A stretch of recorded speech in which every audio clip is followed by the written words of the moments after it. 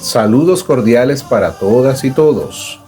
Mi nombre es Carlos Calderón, soy estudiante de la especialidad en Derechos Humanos de la Universidad Nacional Abierta, Centro Local Amazonas.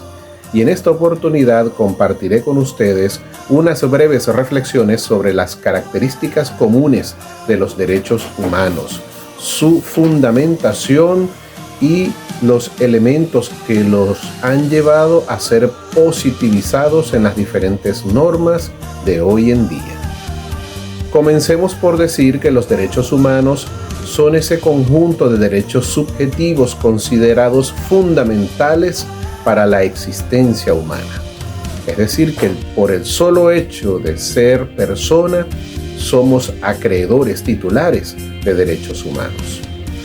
La doctrina ha concebido diferentes características de los derechos humanos, entre las cuales tenemos que los derechos humanos son universales, es decir, que corresponden a todas las personas sin discriminación de ningún tipo, y no importa el contexto cultural, espacial, geográfico, político o económico que los rodee. Todas las personas tienen derecho a los derechos humanos, por eso se habla de la universalidad.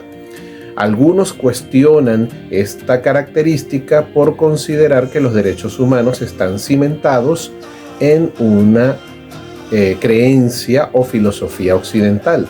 Sin embargo, la mayoría de la doctrina los acepta y apuesta por su progresión.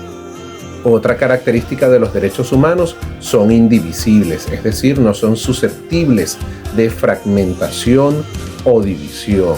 Se conciben los derechos humanos como un bloque unitario, de lo cual debemos disfrutar todos sin ningún tipo de división.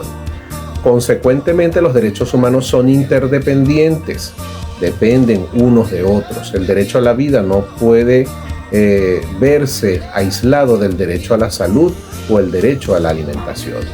Otra característica similar es la integralidad de los derechos humanos. Son integrales, es decir, lesionar un derecho humano en concreto puede conllevar a la vulneración de otros derechos humanos.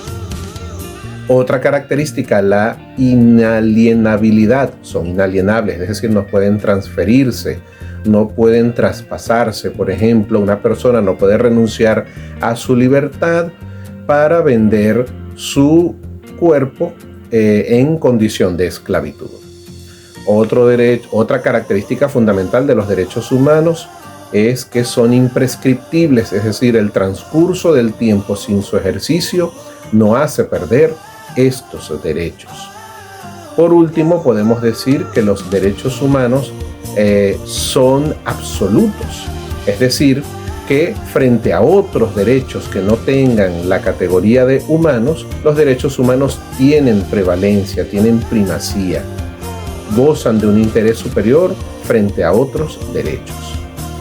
Las teorías que fundamentan la existencia de los derechos humanos pasan por temas como el naturalismo, es decir, que el solo hecho de existir como personas nos hace titulares de derechos humanos, sin importar que no haya norma que lo consagre. Al mismo tiempo, el positivismo o el aspecto positivo denota que los derechos humanos existen cuando están consagrados en normas legales. También el aspecto ético o moral suele sustentar los derechos humanos porque se aceptan como convenciones sociales que tienen ese carácter coercitivo, ese carácter jurídico. Y por último, también hay una sustentación histórica, es decir, los derechos humanos se van construyendo con el transcurso del tiempo y las luchas sociales, así como las diferentes reivindicaciones o conquistas que se logran con el pasar de las épocas. Todas estas circunstancias llevan a la positivización de los derechos humanos, es decir, son asumidos en la Declaración Universal de los Derechos Humanos de 1948 y más adelante por otro conjunto de instrumentos internacionales como pactos, convenios, acuerdos o convenciones internacionales, así como en las constituciones nacionales.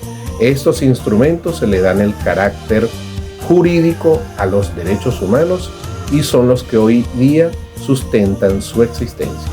Muchas gracias.